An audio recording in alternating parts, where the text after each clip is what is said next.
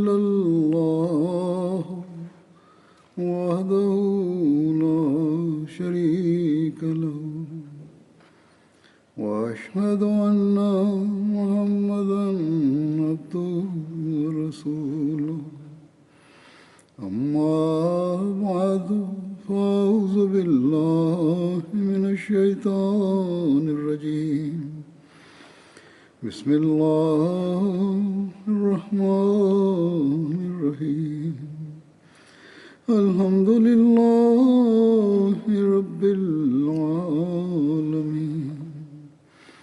الرحمن الرحيم مالك يوم الدين إياك نعبد وإياك نستعين اهدنا الصراط المستقيم صراط الذين أنعمت عليهم غير المغضوب عليهم ولا الضالين.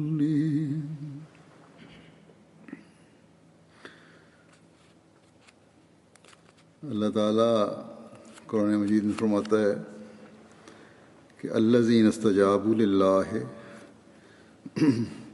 الذین استجابوا للہ والرسول من بعد ما اصابهم القرح للذین احسنوا منہم واتقوا اجر عظیم. جن لوگوں نے اللہ اور رسول کا حکم اپنے زخمی ہونے کے بعد بھی قبول کیا، ان میں سے ان کے لیے جنہوں نے اچھی طرح اپنا فرض ادا کیا ہے اور تقوی اختیار کیا ہے، بڑا اجر ہے.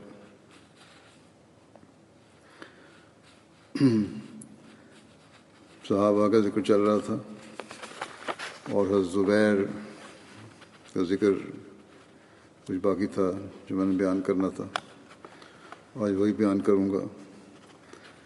اس آیت کے بارے میں جو میں نے ابھی پڑھی ہے، بیان فرماتے ہوئے حضرت عائشہ رضی اللہ عنہا نے عروہ سے کہا، اپنے بھانجے سے، کہ اے میرے بھانجے، تمہارے آبا زبیر اور ابوبکر انہی آیت میں مذکور صحابہ میں سے تھے، اسی آیت میں مذکور صحابہ میں سے تھے. جب جنگ احد میں رسول اللہ صلی اللہ علیہ وسلم زخمی ہوئے اور مشرکین پلٹ گئے تو آپ صلی اللہ علیہ وسلم کو اس بات کا خطرہ محسوس ہوا کہ وہ کہیں پھر لوٹ کر حملہ نہ کریں. اس لیے آپ صلی اللہ علیہ وسلم نے فرمایا کہ ان کا پیچھا کرنے کون کون جائے گا. اسی وقت ان میں سے 70 صحابہ تیار ہو گئے. راوی کہتے ہیں کہ ابوبکر اور زبیر بھی ان میں شامل تھے. یہ صحیح بخاری کی روایت ہے. اور یہ دونوں، حضرت ابوبکر بھی اور حضرت زبیر بھی، زخمیوں سے میں تھے. صحیح مسلم میں اس طرح یہ روایت بیان ہوئی ہے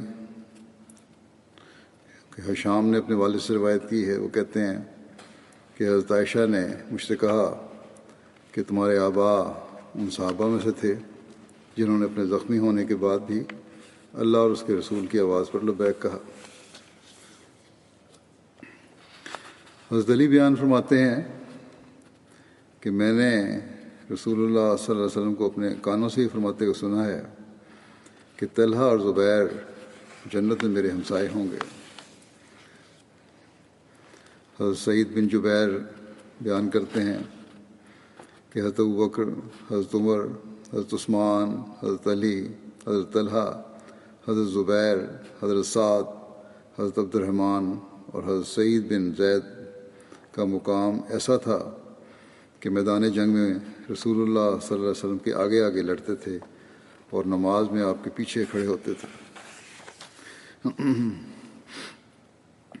حضرت عبد الرحمن بن اخنس سے روایت ہے کہ وہ مسجد میں تھے کہ ایک شخص نے حضرت علی کا ذکر کیا، کچھ ان کی شان میں بے ادبی کی، تو حضرت سعید بن زید کھڑے ہو گئے اور فرمایا کہ میں حضور صلی اللہ علیہ وسلم پر گواہی دیتا ہوں کہ یہ بے شک میں نے آپ سے سنا اور آپ فرماتے تھے کہ 10 آدمی جنت میں جائیں گے. نبی صلی اللہ علیہ وسلم جنت میں ہوں گے، ابوبکر جنت میں ہوں گے، حضرت عمر جنت میں ہوں گے، حضرت عثمان جنت میں ہوں گے، حضرت علی جنت میں ہوں گے، حضرت طلحہ، حضرت زبیر بن عوام، حضرت سعد بن مالک، حضرت عبد الرحمن بن عوف جنت میں ہوں گے. اور اگر میں چاہوں تو 10ویں کا نام بھی لے سکتا ہوں. راوی کہتے ہیں کہ لوگوں نے کہا کہ 10واں کون ہے؟ حضرت سعید بن زید کچھ دیر خاموش رہے. راوی کہتے ہیں کہ کچھ لوگوں نے پھر پوچھا کہ 10واں کون ہے؟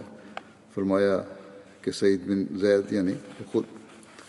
یہ حضرت طلحہ کے ذمہ میں بھی میرا خیال ہے بیان ہو چکی ہے روایت.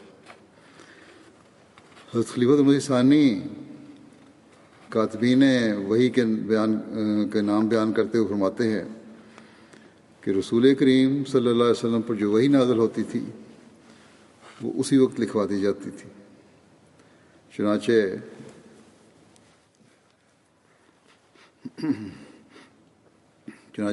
رسول کریم صلی اللہ علیہ وسلم جن کاتبوں کو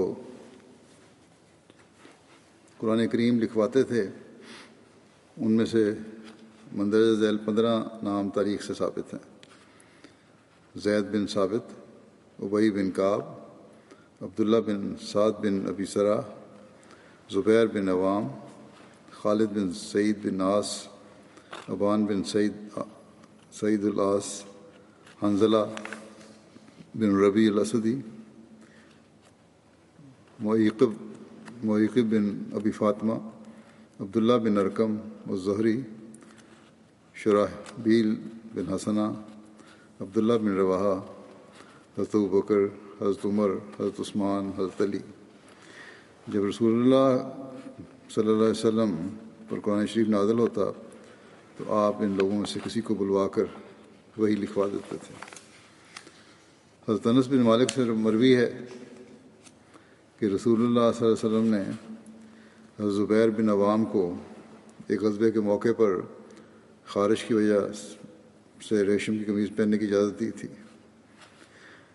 رسول اللہ صلی اللہ علیہ وسلم نے جب مدینے میں مکانوں کی حد بندی کی تو حضرت زبیر کے لیے زمین کا بڑا ٹکڑا مقرر کیا. آپ صلی اللہ علیہ وسلم نے حضرت زبیر کو کھجور کا ایک باغ بھی دیا. خلیفۃ مسیح ثانی حضرت صلی اللہ علیہ وسلم کا حضرت زبیر بن عوام کو زمین ہبہ کرنے کے متعلق بیان فرماتے ہوئے فرماتے ہیں کہ رسول اللہ صلی اللہ علیہ وسلم نے حضرت زبیر کو سرکاری زمینوں میں سے ایک اتنا بڑا ٹکڑا عطا فرمایا جس میں کہ حضرت زبیر کا گھوڑا آخری سانس تک دوڑ سکے، یعنی جس حد تک دوڑ سکتا تھا دوڑ جائے. حضرت زبیر کا گھوڑا جس جگہ پر جا کر کھڑا ہوا وہاں سے انہوں نے اپنا کوڑا بڑے زور سے اوپر پھینکا اور رسول اللہ صلی اللہ علیہ وسلم نے فیصلہ فرمایا کہ نہ صرف اس حد تک زمین ان کو دی جائے جہاں ان کا گھوڑا جا کر کھڑا ہو گیا تھا، بلکہ جہاں ان کا کوڑا گرا تھا اس حد تک ان کو زمین دی جائے. اور لکھتے ہیں کہ ہمارے ملک کا گھوڑا بھی میلوں دوڑ سکتا ہے اور عرب کا گھوڑا تو بہت زیادہ تیز ہوتا ہے. اگر 4-5 میل بھی گھوڑے کی دوڑ رکھی جائے تو 20,000 ایکڑ کے قریب زمین بنتی ہے جو ان کو دی گئی تھی.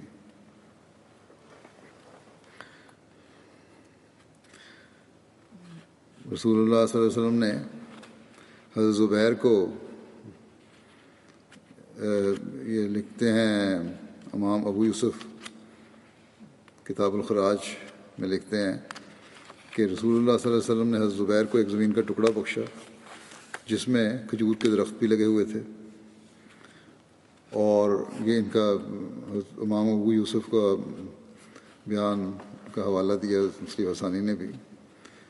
کہتے ہیں کہ جو زمین کا ٹکڑا بخشا تھا اس میں کھجور کے درخت بھی لگے ہوئے تھے اور وہ کسی وقت یہودی قبیلہ بنو نذیر کی ملکیت میں سے تھا اور ان کو جرف یہ جرف جو ہے یہ مدینہ سے شام کی طرف 3 میل کے فاصلے پر ایک جگہ کا نام ہے، جرف کہتے تھے، یعنی وہ ایک مستقل گاؤں تھا۔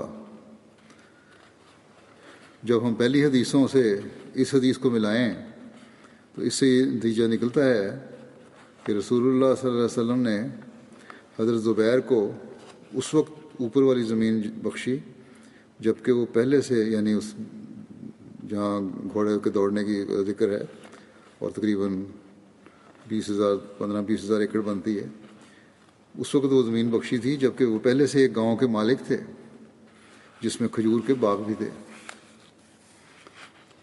عروہ بن زبیر سے مروی ہے کہ مروان بن حکم نے بتایا کہ جس سال نکسیر کی بیماری پھیلی، حضرت عثمان بن عفان کو بھی سخت نکسیر ہوئی، یہاں تک کہ اس نے ان کو حج سے روک دیا اور انہوں نے وصیت کر دی۔ تو اس وقت قریش میں سے ایک شخص ان کے پاس آیا، کہنے لگا کسی کو خلیفہ مقرر کر دیں، یعنی کہ بہت خراب حالت ہے۔ انہوں نے پوچھا کیا لوگوں نے یہ بات کہی ہے؟ اس نے کہا ہاں۔ حضرت عثمان نے پوچھا کس کو خلیفہ بنانا چاہتے ہیں؟ وہ خاموش رہا۔ اتنے میں پھر ایک اور شخص ان کے پاس آیا، راوی کہتے ہیں میں سمجھتا ہوں کہ وہ حارث تھا، کہنے لگا خلیفہ مقرر کر دیں۔ حضرت عثمان نے کہا کیا لوگوں نے یہ کہا ہے؟ اس نے کہا ہاں۔ حضرت عثمان نے پوچھا یعنی کہ آپ کے بعد کون خلیفہ ہو؟ عثمان نے پوچھا وہ کون ہے جو خلیفہ ہوگا؟ وہ خاموش رہا۔ حضرت عثمان نے اس سے کہا شاید وہ زبیر کو منتخب کرنے کا کہتے ہیں۔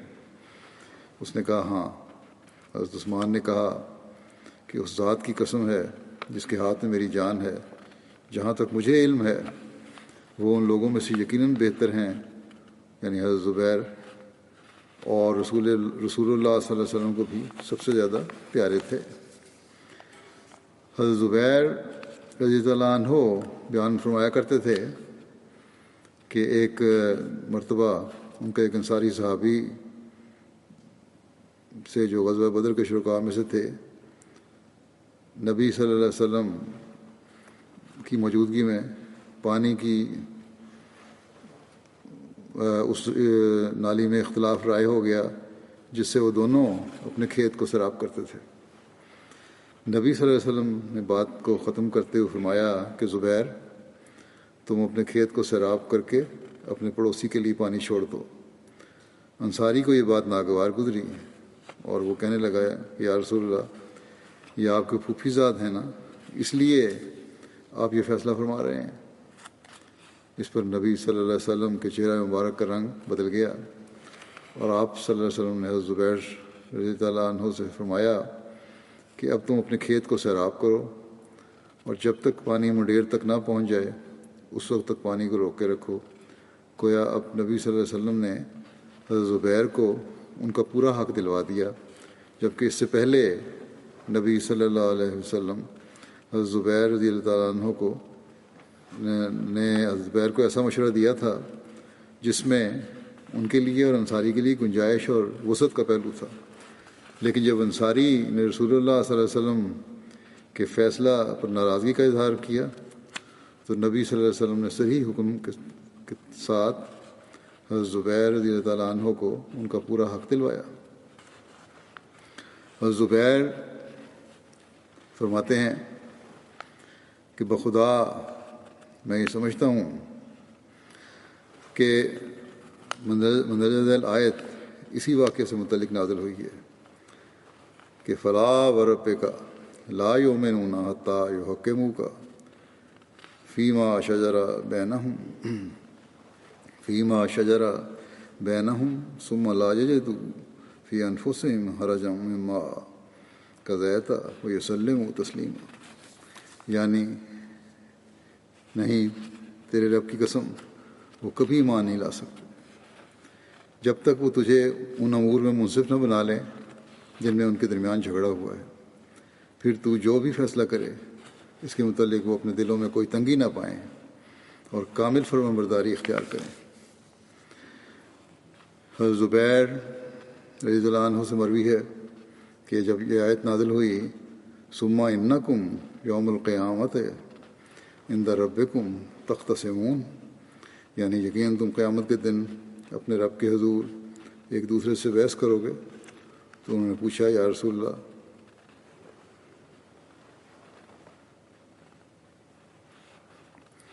یا رسول اللہ کیا ہماری دنیاوی لڑائیاں مراد ہیں؟ نبی صلی اللہ علیہ وسلم نے فرمایا ہاں۔ پھر جب یہ آیت نازل ہوئی ثم لتسألن یومئذ عن النعیم، یعنی اس دن تم ناز و نعیم کے متعلق ضرور پوچھے جاؤ گے، تو حضرت زبیر رضی اللہ عنہ نے پوچھا یا رسول اللہ ہم سے کن نعمتوں کے بارے میں سوال ہوگا جبکہ ہمارے پاس تو صرف کھجور اور پانی ہے؟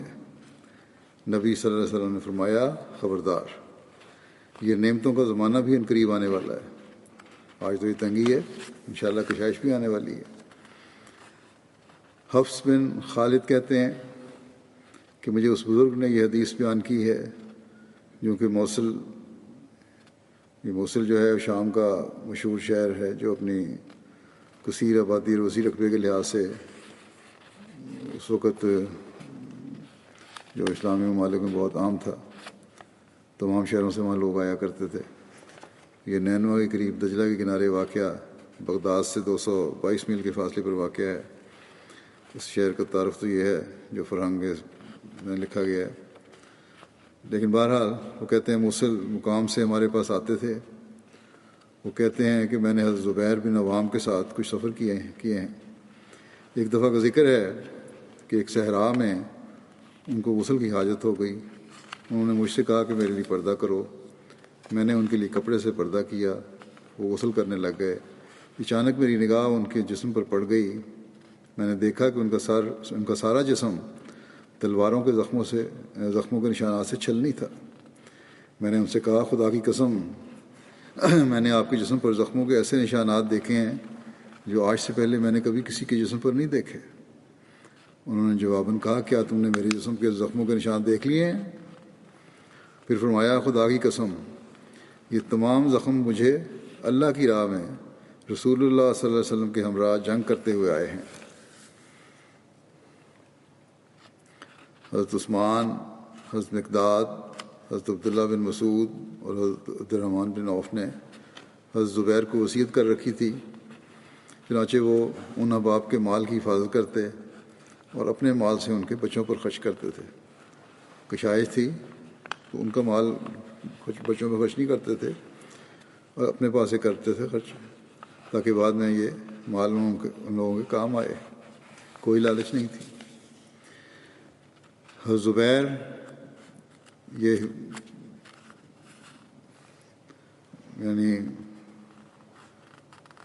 حضرت زبیر کے 1000 ان کے بارے میں آتا ہے کہ ان کے 1000 غلام تھے جو انہیں خراج یعنی زمین کی پیداوار ادا کرتے تھے۔ وہ اس میں سے گھر کچھ بھی نہ لاتے اور سارا صدقہ کر دیتے۔ مطیع بن اسود بیان کرتے ہیں کہ میں نے حضرت عمر کو یہ فرماتے ہوئے سنا کہ حضرت زبیر دین کے ستونوں میں سے ایک ستون ہے۔ حضرت عبداللہ بن زبیر سے مروی ہے کہ جب حضرت زبیر جنگ جمل کے دن کھڑے ہوئے تو انہوں نے مجھے بلایا۔ میں ان کے پہلو میں کھڑا ہو گیا۔ انہوں نے کہا کہ اے پیارے بیٹے، آج یا تو ظالم کا قتل کیا جائے گا یا مظلوم۔ ایسا نظر آتا ہے کہ آج میں بحالت مظلومی قتل کیا جاؤں گا۔ مجھے سب سے بڑی فکر اپنے قرض کی ہے۔ کیا تمہاری رائے میں ہمارے قرض سے کچھ مال بچ جائے گا؟ پھر کہا کہ اے میرے بیٹے، مال بیچ کر قرض ادا کر دینا، اور میں ثلث کی وصیت کرتا ہوں، تیسرے حصے کی وصیت کرتا ہوں، اور قرض ادا کرنے کے بعد اگر کچھ بچے تو اس میں سے 1 ثلث تمہارے بچوں کے لیے ہے۔ ان کے بچوں کو دیا باقی کے علاوہ۔ حشام نے کہا عبداللہ بن زبیر کے لڑکے عمر میں حضرت زبیر کے لڑکوں خبیب اور عباد کے عبداللہ بن زبیر کے لڑکے عمر میں حضرت زبیر کے لڑکوں خبیب اور عباد کے برابر تھے، یعنی عبداللہ کے لڑکے حضرت زبیر کے اپنے لڑکوں کے برابر تھے۔ بیٹے کے بچے جو تھے وہ بھی اپنے اس کے بھائیوں کے برابر تھے۔ اس زمانے میں حضرت عبداللہ بن زبیر کی 9 بیٹیاں تھیں۔ حضرت عبداللہ بن زبیر بیان کرتے ہیں کہ حضرت زبیر مجھے اپنے قرض کی وصیت کرنے لگے کہ اے میرے بیٹے، اگر اس قرض میں سے تم کچھ ادا کرنے سے عاجز ہو جاؤ تو میرے مولا سے مدد لینا۔ عبداللہ بن زبیر کہتے ہیں میں مولا سے ان کی مراد نہیں سمجھا۔ میں نے پوچھا کہ آپ کا مولا کون ہے؟ تو حضرت زبیر نے کہا اللہ۔ پھر جب کبھی میں ان کے قرض کی مصیبت میں پڑا تو کہا اے زبیر کے مولا ان کا قرض ادا کر دے، اور وہ ادا کر دیتا، یعنی اللہ تعالیٰ پھر کوئی انتظام کر دیتا تھا، اس قرض کی ادائیگی کے سامان پیدا کر دیتا تھا۔ جائیداد تو تھی، اس میں سے ادا ہو جاتے تھے۔ حضرت زبیر اس حالت میں شہید ہوئے کہ انہوں نے نہ کوئی دینار چھوڑا نہ درہم، سوائے چند زمینوں کے جن میں غابہ بھی تھا۔ مدینہ میں 11 مکان تھے، 2 مکان بصرے میں تھے، 1 مکان کوفہ میں اور 1 مکان مصر میں تھا۔ حضرت زبیر مقروض اس طرح ہوئے کہ لوگ ان کے پاس مال لاتے کہ ایمانتاً رکھیں، مگر حضرت زبیر کہتے کہ نہیں، بلکہ یہ قرض ہے کیونکہ مجھے اس کے ضائع ہونے کا اندیشہ ہے، ایمانتاً نہیں میں رکھوں گا، یہ پیسے میں تمہارے سے اس طرح وصول کرتا ہوں جس طرح کہ یہ قرض ہوتا ہے۔ خرچ بھی کر لیتے تھے اس میں سے، یا اور کوئی خطرہ ہو تو وہ بھی محفوظ ہو جائے، اس لیے آپ نے بتاتے تھے کہ یہ قرض کی صورت میں لے رہا ہوں، جب واپس کروں گا میں۔ بہرحال حضرت زبیر کبھی امیر نہ بنے، خواہ مال وصول کرنے کے لیے یا خراج کے لیے یا کسی اور مالی خدمت کے لیے، سوائے اس کے کہ کسی جنگ میں رسول اللہ صلی اللہ علیہ وسلم، حضرت ابوبکر، حضرت عمر اور حضرت عثمان کے ہمراہ جہاد میں شامل ہوئے ہوں۔ جہاد میں ضرور شامل ہوتے تھے، لیکن بہت امیر جنہوں نے پیسہ جوڑا ہو نقدی کی صورت میں، وہ نہیں ہوا۔ حضرت عبداللہ بن زبیر نے بیان کیا کہ میں نے ان کے قرض کا حساب کیا تو 22 لاکھ پایا۔ حضرت حکیم بن حزام حضرت عبداللہ بن زبیر سے ملے اور کہا کہ اے میرے بھتیجے، میرے بھائی پر کتنا قرض ہے؟ حضرت عبداللہ بن زبیر نے چھپایا اور کہا 1 لاکھ۔ حضرت حکیم بن حزام نے کہا کہ اللہ کی قسم میں تمہارے مال کو اتنا نہیں دیکھتا کہ وہ اس کے لیے کافی ہو، ظاہری مال جو نظر آ رہا تھا۔ پھر حضرت عبداللہ بن زبیر نے ان سے کہا کہ اگر میں کہوں کہ وہ قرض 22 لاکھ ہے تو آپ کیا کہیں گے؟ اس پر انہوں نے کہا کہ میں تو تمہیں اس کا متحمل نہیں دیکھتا، مشکل ہے ادا کر سکو، اگر تم اس کے ادا کرنے سے عاجز ہو جاؤ تو مجھ سے مدد لے لینا، اگر نہ ادا کر سکو تو میں حاضر ہوں، مجھے بتانا، میں قرض ادا کر دوں گا تمہیں۔ اور زبیر نے غابہ 1,70,000 میں خریدا تھا، عبداللہ بن زبیر نے 16 لاکھ میں فروخت کیا۔ پھر کھڑے ہو کر کہا کہ جس کا زبیر کے ذمہ کچھ ہو وہ ہمارے پاس غابہ پہنچ جائے۔ وہ زمین بیچی غابہ کی، 16 لاکھ کی قیمت ملی، اور پھر اعلان کر دیا کہ جو قرض خواہ ہیں وہ آ جائیں اور اپنا قرض لے لیں۔ حضرت عبداللہ بن جعفر جن کے حضرت زبیر پر 4 لاکھ تھے، انہوں نے حضرت عبداللہ بن زبیر سے کہا کہ اگر تم لوگ چاہو تو میں معاف کر دوں، اور اگر چاہو تو اسے ان قرضوں کے ساتھ رکھو جنہیں تم مؤخر کر رہے ہو، بشرطے کہ تم کچھ مؤخر کرو۔ حضرت عبداللہ بن زبیر نے کہا نہیں۔ انہوں نے کہا کہ پھر مجھے 1 ٹکڑا زمین کا دے دو۔ حضرت عبداللہ بن زبیر نے کہا کہ تمہارے لیے یہاں سے یہاں تک ہے۔ انہوں نے اس میں سے بقدر ادائے قرض کے فروخت کر دیا اور انہوں نے عبداللہ بن جعفر کو دے دیا۔ اس قرض میں سے 4.5 حصے باقی رہ گئے۔ حضرت عبداللہ بن زبیر حضرت معاویہ کے پاس آئے، زمانے کی بات ہے، وہاں عمر بن عثمان، منذر بن زبیر اور ابن زمہ تھے۔ حضرت معاویہ نے پوچھا کہ غابہ کی کتنی قیمت لگائی گئی؟ حضرت ابن زبیر نے کہا ہر حصہ 1 لاکھ کا ہے۔ حضرت معاویہ نے پوچھا کتنے حصے باقی رہے؟ انہوں نے کہا کہ 4.5 حصے۔ منذر بن زبیر نے کہا کہ 1 حصہ 1 لاکھ میں نے لے لیا۔ عمر بن عثمان نے کہا کہ 1 حصہ 1 لاکھ میں نے لے لیا۔ ابن زمہ نے کہا کہ 1 حصہ 1 لاکھ میں نے لے لیا۔ حضرت معاویہ نے کہا اب کتنے بچے؟ حضرت عبداللہ بن زبیر نے کہا کہ 1.5 حصہ۔ انہوں نے کہا کہ وہ 1.5 لاکھ میں نے لے لیا، یعنی کہ وہ زمین جو باقی تھی رہ گئی غابہ کی، اس کو بھی بیچنے لگے۔ عبداللہ بن جعفر نے اپنا حصہ حضرت معاویہ کے ہاتھ 6 لاکھ میں فروخت کر دیا، اور بہرحال جب انہوں نے کہا تھا نا قرض اللہ ادا کرے گا، تو اس طرح اللہ تعالیٰ سامان پیدا کرتا تھا، تو وہ جائیداد کچھ بیچ کے قرض ادا کرتے رہے۔ جب حضرت عبداللہ بن زبیر حضرت زبیر کا قرض ادا کر چکے تو حضرت زبیر کی اولاد نے کہا کہ ہم میں ہماری میراث تقسیم کر دو، اب قرض تو سارے ادا ہو گئے ہیں، اب جو وراثت ہے وہ تقسیم کر دو۔ حضرت عبداللہ بن زبیر نے کہا کہ نہیں، اللہ کی قسم میں تم میں اس وقت تک تقسیم نہ کروں گا جب تک 4 سال زمانہ حج میں منادی نہ کر لوں، یعنی 4 سال تک میں اعلان کروں گا ہر حج کے دن کہ جس کا زبیر پر قرض ہو وہ ہمارے پاس آئے، ہم اسے ادا کریں گے۔ اور 4 سال تک حج کے موقع پر منادی کرتے رہے۔ جب 4 سال گزر گئے تو میراث حضرت زبیر کی اولاد نے تقسیم کر دی۔ حضرت زبیر کی 4 بیویاں تھیں، انہوں نے بیوی کے 8ویں حصے کو 4 پر تقسیم کر دیا، اور ہر بیوی کو 11 لاکھ پہنچے۔ پھر بھی جو باقی رہ گئی تھی جائیداد اس میں سے کر کے جو تقسیم ہوا تو 11 لاکھ بیوی کو بھی مل گئے۔ ان کا پورا مال 3 کروڑ 52 لاکھ تھا، ایک روایت میں یہ ہے۔ اور سفیان بن عیینہ سے مروی ہے کہ حضرت زبیر کی میراث 4 کروڑ تقسیم کیے گئے۔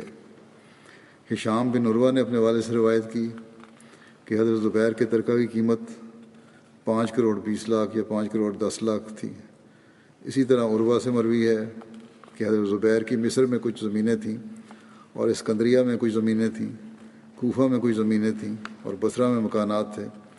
ان کی کچھ مدینہ کی جائیداد کی آمدنی تھی جو ان کے پاس آتی تھی۔ بہرحال یہ سارے قرض اتار کے تو پھر ان جائیدادوں میں سے باقی جائیدادیں جو ان کے ورثات ہیں ان کو تقسیم کی گئی۔ مطرف کہتے ہیں کہ ایک مرتبہ ہم نے حضرت زبیر سے کہا کہ اے ابو عبداللہ، آپ لوگ کس مقصد کی خاطر آئے ہیں؟ آپ لوگوں نے ایک خلیفہ کو ضائع کر دیا یہاں تک کہ وہ شہید ہو گئے، اب آپ ان کے قصاص کا مطالبہ کر رہے ہیں۔ حضرت زبیر رضی اللہ عنہ نے فرمایا کہ ہم نبی صلی اللہ علیہ وسلم، حضرت ابو بکر، حضرت عمر اور حضرت عثمان غنی رضی اللہ تعالیٰ عنہم کے زمانے میں قرآن کریم کی آیت پڑھتے تھے کہ وَاتَّقُوا فِتْنَةَ اللَّهِ تُصِيبَنَّ الَّذِينَ ظَلَمُوا مِنْكُمْ خَاصَّةً، کہ اور اس فتنے سے ڈرو جو محض ان لوگوں کو ہی نہیں پہنچے گا جنہوں نے تم میں سے ظلم کیا، بلکہ عموم ہوگی، لیکن ہم یہ نہیں سمجھتے تھے کہ اس کا اطلاق ہم پر ہی ہوگا، یہاں تک کہ ہم پر یہ آزمائش آئے گی۔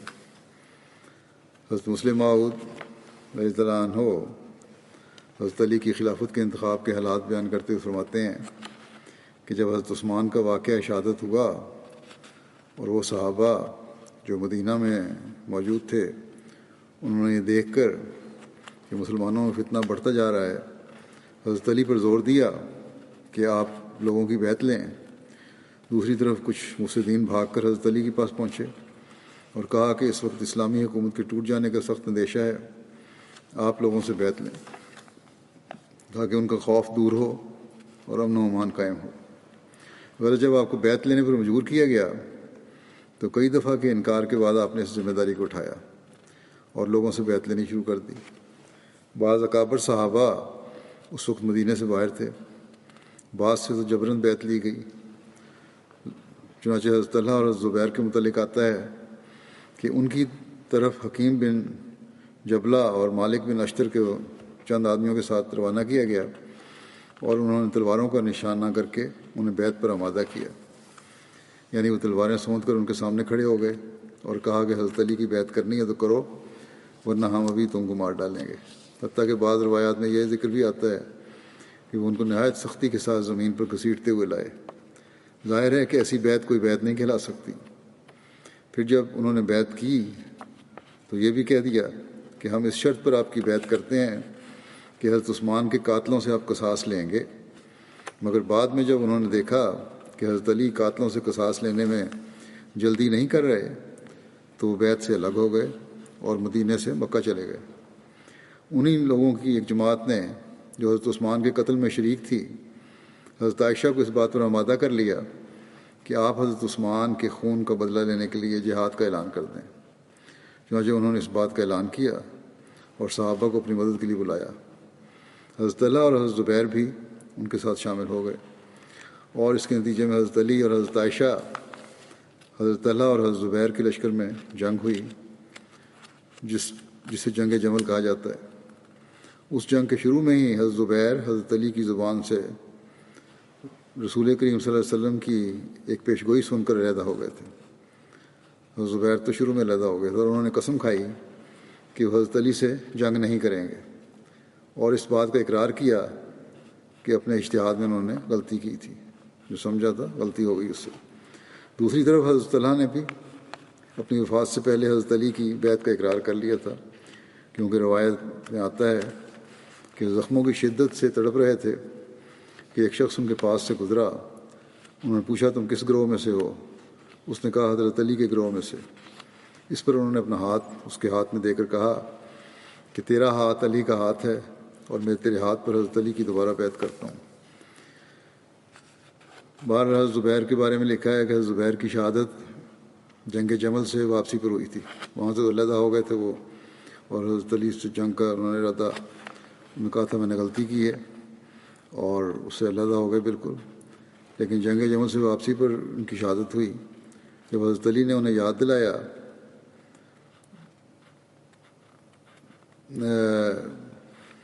کہ میں تمہیں اللہ کا واسطہ دے کر کہتا ہوں کہ کیا تم نے رسول اللہ صلی اللہ علیہ وسلم کو یہ فرماتے سنا ہے کہ تم علی سے لڑو گے اور زیادتی تمہاری طرف سے ہوگی؟ انہوں نے کہا ہاں، اور یہ بات مجھے ابھی یاد آئی ہے۔ پھر وہاں سے چلے گئے۔ یہ وجہ بنی تھی حضرت علی سے جنگ سے علیحدگی کی۔ اس کی تفصیل جو ہے وہ حضرت طلحہ بن عبید اللہ کے ذکر میں بیان ہو چکی ہے، جسے واضح ہو جاتا ہے کہ مفسدین اور منافقین کی بھڑکائی ہوئی آگ تھی، جس میں اکثر صحابہ غلط فہمی کی وجہ سے شامل ہو گئے تھے۔ بہرحال جو بھی تھا وہ غلط ہوا۔ حرب بن ابو الاسود کہتے ہیں کہ میں حضرت علی اور حضرت زبیر سے ملا ہوں۔ جب حضرت زبیر اپنی سواری پر سوار ہو کر صفوں کو چیرتے ہوئے واپس لوٹے تو ان کے بیٹے عبداللہ ان کے سامنے آئے اور کہنے لگے کہ آپ کو کیا ہوا؟ حضرت زبیر نے ان سے کہا حضرت علی نے مجھے ایک حدیث یاد کرا دی جس کو میں نے خود رسول اللہ صلی اللہ علیہ وسلم کی زبان مبارک سے سنا ہے۔ آپ نے فرمایا تھا تو اس یعنی حضرت علی سے جنگ کرے گا اور اس جنگ میں تو ظلم کرنے والا ہوگا، اس لیے میں ان سے جنگ نہیں کروں گا۔ ان کے بیٹے نے کہا کہ آپ تو اس لیے آئے ہیں کہ لوگوں کے درمیان صلح کریں، اور اللہ آپ کے ساتھ اس معاملے میں صلح کروائے گا۔ حضرت زبیر نے کہا میں تو قسم کھا چکا ہوں۔ حضرت عبداللہ بن زبیر نے کہا آپ اس قسم کا کفارہ دے دیں اور اپنے غلام جرجس کو آزاد کر دیں اور ادھر ہی موجود رہیں یہاں تک کہ اللہ ان لوگوں میں صلح کروا دے۔ راوی کہتے ہیں کہ حضرت زبیر نے اپنے غلام جرجس کو آزاد کیا اور وہیں ٹھہرے رہے، لیکن لوگوں میں اختلاف مزید بڑھ گئے تو آپ اپنے گھوڑے پر سوار ہو کر چلے گئے۔ جب حضرت زبیر مدینہ کی طرف واپسی کا ارادہ کر کے نکلے اور صفوان نامی مقام پر پہنچے جو بصرہ کے قریب ایک مقام ہے، تو بکر نامی ایک شخص جو بنو مجاشے سے تھا حضرت زبیر کو ملا۔ اس نے کہا کہ اے حواری رسول اللہ، آپ کہاں جا رہے ہیں؟ آپ میری ذمہ داری ہیں، آپ تک کوئی شخص نہیں پہنچ سکتا۔ وہ شخص حضرت زبیر کے ساتھ چل پڑا اور ایک آدمی احنف بن قیس سے ملا۔ اس نے کہا کہ یہ زبیر ہیں جو مجھے صفوان میں ملے تھے۔ احنف نے کہا کہ مسلمانوں کے دو گروہ آپس میں گتھم گتھا ہیں اور تلواروں سے ایک دوسرے کی پیشانیاں کاٹ رہے ہیں، اور یہ اپنے بیٹے اور گھر والوں سے ملنے جاتے ہیں۔ جب عمیر بن جرموز اور فضالہ بن حابس اور نفیر نے یہ بات سنی تو انہوں نے سوار ہو کر حضرت زبیر کا پیچھا کیا اور ان کو ایک قافلے کے ساتھ پا لیا۔ عمیر بن جرموز گھوڑے پر سوار ہو کر ان کے پیچھے سے آیا اور حضرت زبیر پر نیزہ سے حملہ کیا اور ہلکا سا زخم دیا۔ حضرت زبیر نے بھی، جو اس وقت ذوالخمار نامی گھوڑے پر سوار تھے، اس پر حملہ کیا۔ جب ابن جرموز نے دیکھا کہ وہ قتل ہونے والا ہے تو اس نے اپنے دونوں ساتھیوں کو آواز دی اور انہوں نے مل کر حملہ کیا، یہاں تک کہ حضرت زبیر کو شہید کر دیا۔ ایک روایت میں آتا ہے کہ جب حضرت زبیر اپنے قاتل کے سامنے آئے اور اس پر غالب بھی آ گئے، لیکن اس دشمن نے کہا میں تمہیں اللہ کا واسطہ دیتا ہوں۔ یہ سن کر حضرت زبیر نے اپنا ہاتھ روک لیا۔ اس شخص نے یہ عمل کئی مرتبہ کیا۔ پھر جب حضرت زبیر کے خلاف اس نے بغاوت کی اور ان کو زخمی کر دیا تو حضرت زبیر نے کہا اللہ تجھے غارت کرے، تو مجھے اللہ کا واسطہ دیتے رہے اور خود اس کو بھول گئے۔ حضرت زبیر کو شہید کرنے کے بعد ابن جرموز حضرت علی کے پاس حضرت زبیر کا سر اور ان کی تلوار لایا۔ حضرت علی نے تلوار لے لی اور کہا کہ یہ وہ تلوار ہے کہ اللہ کی قسم اس سے رسول اللہ صلی اللہ علیہ وسلم کے چہرے سے بے چینی دور ہوئی، لیکن اب یہ موت اور فساد کی قتل گاہوں میں ہے۔ ابن جرموز نے اندر آنے کی اجازت مانگی۔ دربان نے عرض کی کہ یہ ابن جرموز جو حضرت زبیر کا قاتل ہے دروازے پر کھڑا اجازت طلب کرتا ہے۔ حضرت علی نے فرمایا کہ ابن صفیہ حضرت زبیر کو شہید کرنے والا دوزخ میں داخل ہو۔ میں نے رسول اللہ صلی اللہ علیہ وسلم کو فرماتے سنا ہے کہ ہر نبی کے حواری ہیں اور میرا حواری زبیر ہے۔ حضرت زبیر وادی سبا میں دفن کیے گئے۔ حضرت علی اور ان کے ساتھی بیٹھ کر آپ پر رونے لگے۔ شہادت کے وقت حضرت زبیر کی عمر 64 سال تھی، بعض کے نزدیک آپ کی عمر 66 یا 67 سال تھی۔ حضرت عاتقہ بنت زید جو حضرت زبیر بن عوام کی بیوی تھیں، ان کے متعلق اہل مدینہ کہا کرتے تھے کہ جو شخص شہادت چاہے وہ عاتقہ بنت زید سے نکاح کر لے۔ یہ پہلے عبداللہ بن ابی بکر کے عقد میں آئیں، وہ شہید ہو گئے تو ان سے جدا ہو گئے، پھر حضرت عمر بن خطاب کے عقد میں آئیں، وہ بھی شہید ہو کر ان سے جدا ہو گئے، پھر حضرت زبیر بن عوام کے عقد میں آئیں، وہ بھی شہید ہو کر ان سے جدا ہو گئے۔ حضرت زبیر کی شہادت پر حضرت عاتقہ نے یہ اشعار کہے تھے کہ غدار ابنو جرموزے بفارس بہما یوم اللقاء وکانا غیر مورد یا امرو لو نباہتہم لوجدتہم لطائشن رائش الجنان وللید شلت یمینوں کا ان قتلت لمسلمہ حلت علیہ کا عقوبت المتعمد ثقلت کا اموں کا حل ظفرت بمثلہ فی من مضا فی ما تروح و تقتدی کم غمرت قد غازہا لم یسنہ انہا ترادوں کا یبن فقہ کردت دی۔ ابن جرموز نے جنگ کے دن اس بہادر سوار کے ساتھ دغا کیا، حالانکہ وہ بھاگنے والا نہ تھا۔ اے عمر بن جرموز، اگر تو انہیں آگاہ کر دیتا تو انہیں اس حالت میں پاتا کہ وہ نامرد نہ ہوتے جس کا دل اور ہاتھ کانپتا ہو۔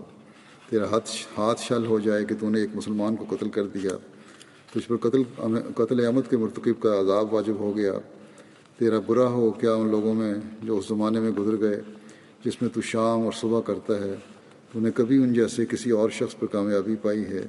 اے ادنا سی تکلیف کو برداشت نہ کر سکنے والے، زبیر تو ایسا شخص تھا کہ کتنے ہی سخت حالات ہوں وہ جنگ میں مشغول رہتے تھے، اور اے سفید چہرے والے تمہاری نیزہ زنی اس کا کچھ بھی نہیں بگاڑ سکتی تھی۔ جب ابن جرموز نے آ کے حضرت علی سے اجازت چاہی، پھر وہاں طبقات الکبریٰ کی یہ روایت ہے کہ جب ابن جرموز نے آ کے حضرت علی سے اجازت چاہی تو حضرت علی نے اس سے دوری چاہی۔ اس پہ اس نے کہا کیا زبیر مصیبت والوں میں سے نہ تھے؟ حضرت علی نے کہا کہ تیرے منہ میں خاک، میں تو یہ امید کرتا ہوں کہ طلحہ اور زبیر ان لوگوں میں سے ہوں گے جن کے حق میں اللہ تعالیٰ فرماتا ہے کہ وَنَزَعْنَا مَا فِي صُدُورِهِم مِّن غِلٍّ إِخْوَانًا عَلَىٰ سُرُرٍ مُتَقَابِلِينَ، اور ہم ان کے دلوں کی کدورت دور کر دیں گے کہ وہ تختوں پر آمنے سامنے بھائی بھائی ہو کر بیٹھیں گے۔ حضرت زبیر نے مختلف اوقات میں متعدد شادیاں کیں اور کثرت کے ساتھ اولاد پیدا ہوئی۔ ان کی تفصیل حسب ذیل ہے۔ حضرت اسماء بنت ابو بکر ان کے بدن سے بھی عبداللہ، عروہ، منذر، عاصم، ختیجہ الکبریٰ، الحسن، عائشہ پیدا ہوئیں۔ حضرت خالد، ان کے بدن سے جو بچے پیدا ہوئے، خالد، عمر، حبیبہ، سودا، ہند۔ حضرت زباب بن عنیف، ان کے بدن سے جو بچے پیدا ہوئے، مصعب، حمزہ، رملہ۔ حضرت زینب جعفر بن مرثد، ان کے بدن سے جو بچے پیدا ہوئے، عبیدہ اور جعفر۔ حضرت کلثوم بن عقبہ، ان کے بدن سے زینب پیدا ہوئیں۔ حضرت ہلال بن قیس، ان کے بدن سے خدیجہ الصغریٰ پیدا ہوئیں۔ حضرت عاتکہ بنت زید، یہ ہے حضرت زید کا، حضرت زبیر کا سارا واقعات، اور یہاں ختم ہوئے۔ اب اس کے بعد میں کچھ ذکر کروں گا کچھ مرحومین کا، جن کا بھی جنازہ بھی پڑھاؤں گا جمعے کے بعد۔ ان میں سے پہلا ذکر ہے الحاجی ابراہیم وائے صاحب، نائب امیر سوم گیمبیا کا، جو 10 اگست کو وفات پا گئے تھے۔ انا للہ و انا الیہ راجعون۔ اب 4 جون 1944 کو بانجل میں پیدا ہوئے، اور سابق امیر جماعت گیمبیا مکرم چودھری شریف صاحب مرحوم کے دور میں 61-62 میں انہوں نے احمد قبول کی تھی۔ ابتدائی ممبران میں سے تھے جماعت کے، 5 وقت کے نمازی، تہجد کے عادی تھے، اللہ کے فضل سے موسی بھی تھے، مالی قربانی ہمیشہ پیش رہے۔ آپ کے بیٹے بیان کرتے ہیں کہ آپ نے وفات سے قبل بھی تہجد کی نماز ادا کی، پینے کے لیے پانی مانگا، پھر اللہ کے حضور حاضر ہو گئے۔ مرحوم قرآن کریم کے عاشق تھے، باقاعدگی سے تلاوت قرآن پاک کیا کرتے تھے۔ موصوف ایک لمبے عرصے تک بطور نائب امیر خدمت خلق کی توفیق پاتے رہے، خدمت دین کی توفیق پاتے رہے۔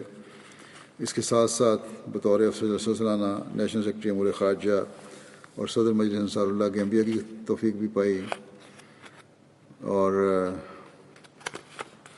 مسرور سیکنڈری اسکول کے بورڈ ممبر بھی تھے، کوالیفائڈ ٹیچر تھے، ملک کے مختلف علاقوں میں بطور ٹیچر خدمات بجا لاتے رہے۔ اپنے فیلڈ میں اعلیٰ تعلیم اور ماسٹر کے لیے امریکہ گئے، پھر واپس آ کر ملک و قوم کی خدمت کی۔ گیمبیا کے ایک مشہور ادارے مینجمنٹ ڈیولپمنٹ انسٹیٹیوٹ کے بانی ممبران میں سے تھے، اور یہ ادارہ گیمبیا میں سول سرونٹس اور دیگر افراد کو اعلیٰ تعلیم دیتا ہے۔ گیمبیا کے بہت سے اعلیٰ سرکاری افسران اس ادارے سے تعلیم یافتہ ہیں۔ موصوف طاہر احمدیہ مسلم سینئر اسکول کے پرنسپل اور نصرت سینئر سیکنڈری اسکول کے ہیڈ ماسٹر بھی رہے۔ بہت سے ملکی اور غیر ملکی افراد کو تعلیم دی۔ اکثر علمی حلقوں میں آپ کو بڑا جانا جاتا تھا، اور لوگ آپ کو مائی ٹیچر کہا کرتے تھے۔ ان کے سوگواران میں 2 بیگمات اور 7 بیٹے اور 2 بیٹیاں ہیں۔ ان کی ایک بیگم جو ہیں مسقیبہ صاحبہ، یہ لجنہ اللہ کی صدر ہیں گیمبیا کی، اور ان کے ایک بیٹے واقف زندگی ہیں، اور جامعۃ المبشرین فاروق التحصیل ہے۔ اسی طرح ایک بیٹا ان کا خدا احمدیہ میں بھی صدر خدا احمدیہ رہ چکا ہے۔ امریکہ میں 2 بیٹے ہیں اور ایک بیٹی یہاں UK میں رہتی ہیں۔ اللہ تعالیٰ مرحوم سے رحم اور مغفرت کا سلوک فرمائے، اور ان کے بچوں کو بھی ہمیشہ دین سے وابستہ رکھے ان کی خواہشات کے مطابق۔ امیر صاحب گیمبیا لکھتے ہیں کہ خاکسار بھی کریب آئی لینڈ مڈل اسکول میں ان کا شاگرد رہا ہے۔ یہاں تمام احمدی طلباء نے دیگر مسلمان طلباء کے ساتھ مل کر جمعرات کے روز اسلامیات کی ایک کلاس جاری کی تھی، اور مرحوم یہ کلاس لیا کرتے تھے۔ موصوف جماعتی عہدیداران اور نظام جماعت کو بہت احترام کرتے تھے۔ کہتے ہیں کہ میرے استاد تھے، لیکن اس کے باوجود بطور امیر ہمیشہ میری اور دیگر عہدیداران کی مکمل اطاعت کی۔ بہت مخلص، محنتی اور کھلے دل کے مالک تھے۔ خلافت کے وفادار اور مطیع تھے۔ خلیفہ وقت سے عشق اور محبت کا تعلق تھا۔ ہمیشہ جماعت اور خلافت کے دفاع میں پیش رہتے۔ اچھا دینی علم بھی رکھتے تھے، دلائل سے بات کیا کرتے تھے، حکمت سے بات کیا کرتے تھے، اور جدید ٹیکنالوجی اور مختلف ذرائع سے حضرت مسیح علیہ السلام کا پیغام بھی پہنچانے کی کوشش کرتے تھے، تبلیغ میں لگے رہتے تھے۔ دوسرا جنازہ جو ہے وہ کرم نعیم احمد خان صاحب ابن عبدالجلیل خان صاحب نائب امیر کراچی کا ہے۔ ان کو وفات پائے تو 2-3 مہینے ہو گئے، اپریل کے آخر میں ان کی وفات ہوئی تھی۔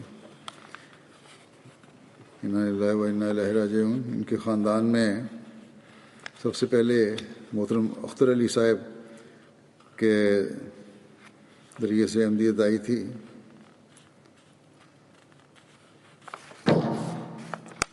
جنہوں نے حضرت مولوی حسن علی صاحب بھاگلپوری جو صحابی تھے حضرت مسیح علیہ السلام، ان کے ذریعے سے بیعت کی تھی۔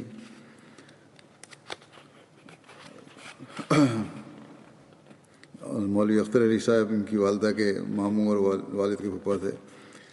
نعیم خان صاحب نے میٹرک پٹنہ انڈیا سے کیا، بہار سے، اور قیام پاکستان کے بعد 1948 میں لاہور آ گئے۔ دیال سنگھ کالج سے انٹر کیا اور TI کالج لاہور سے MSc کیا۔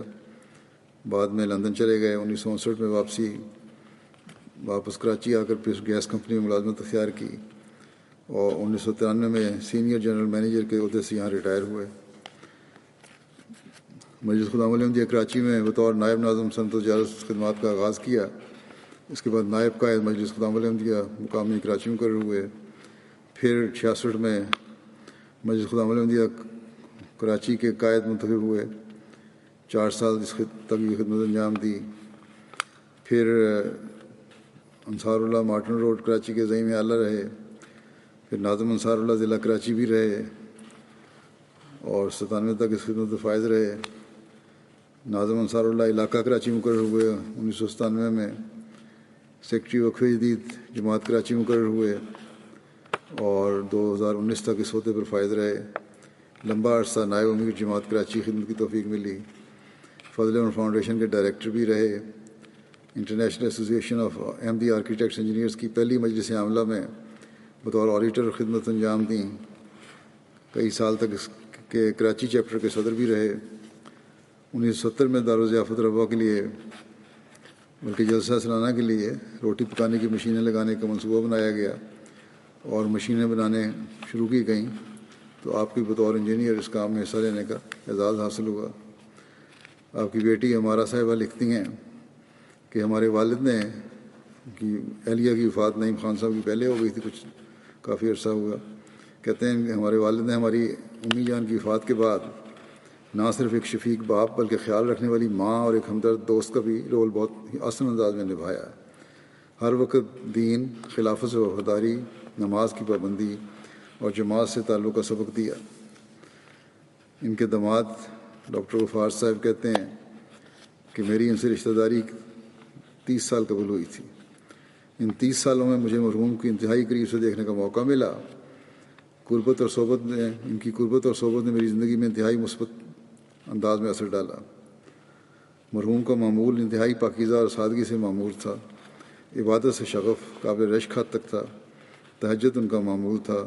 آخری ایام میں جب کہ فالج کے حملے کی وجہ سے اپنے طور پر چل پھر نہیں سکتے تھے تو اس وقت بھی اپنے معمولات میں ذرا برابر فرق نہیں آنے دیا، اور اپنا جو میل نرس تھا اس کو کہا تھا کہ مجھے فلاں وقت اٹھا کے بٹھا دیا کرو، اور پھر کرسی پہ بیٹھ کے باقاعدہ تہجد سے آغاز کرتے تھے، نمازیں پڑھتے تھے اور لیپ ٹاپ پہ دین کے کام بھی کرتے رہتے تھے باوجود معذوری کے۔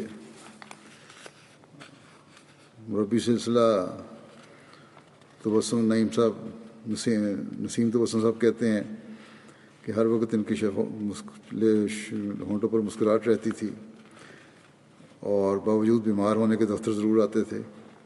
واقفین زندگی کے ساتھ بھی اور بہت پیار کرتے، بڑے ادب سے پیش آتے تھے۔ اللہ تعالیٰ مرحوم کے مغفرت اور رحم کا سلوک فرمائے، درجات بلند کرے، ان کی اولاد کو ان کی نیکیوں کو جاری رکھنی توفیق عطا فرمائے۔ ان کے بارے میں ایک اور بھی ہے، یہاں زرتش منیر صاحب ناروے سے لکھتے ہیں کہ آپ خدمت دین کے لیے ہر وقت تیار رہتے تھے۔ خلافت سے محبت، اخلاص اور وفا کا تعلق ہمیشہ قائم رکھا۔ کہتے ہیں جب میں قائد ضلع کی حیثیت سے خدمت کی توفیق پا رہا تھا تو بڑی اعلیٰ رنگ میں میری رہنمائی فرمایا کرتے تھے، اور ہمیشہ میں نے دیکھا کہ ہر امیر کے ساتھ انہوں نے اطاعت اور تعاون کا بہترین معیار رکھا ہے۔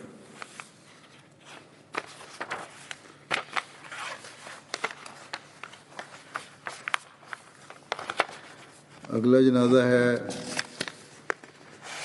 مکرمہ بشرا بیگم صاحبہ اہلیہ ٹھیکیدار ولی محمد صاحب مرحوم جرمنی کا، جو 19 جولائی کو 74 سال کی عمر میں ہارٹ اٹیک کی وجہ سے جرمنی میں وفات پا گئی تھیں۔ انا للہ و انا الیہ راجعون۔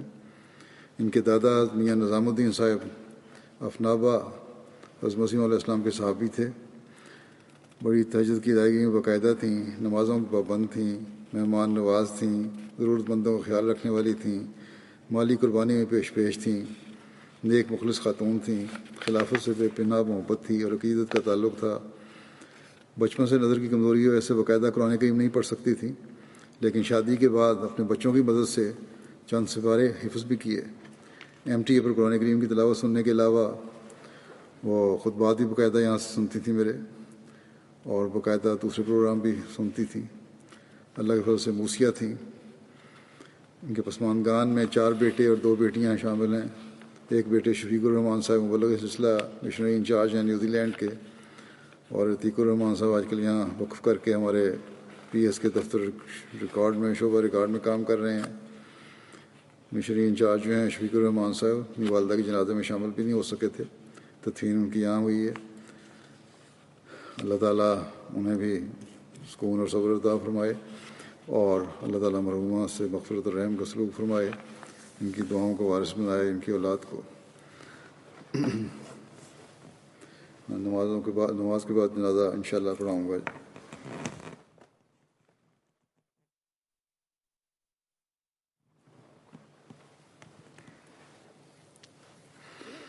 الحمد للہ نحمده ونستعینه ونستغفره ونؤمن به ونتوکل علیہ ونعوذ باللہ من شرور انفسنا ومن سیئات اعمالنا من يهده الله فلا مضل له ومن يضلل فلا هادي له ونشهد أن لا إله إلا الله ونشهد أن محمدا عبده ورسوله عباد الله رحمكم الله إن الله يأمر بالعدل والإحسان وإيتاء ذي القربى وينهى عن الفحشاء والمنكر والبغي يعظكم لعلكم تذكرون اذكروا الله يذكركم وادعوه يستجب لكم ولذكر الله أكبر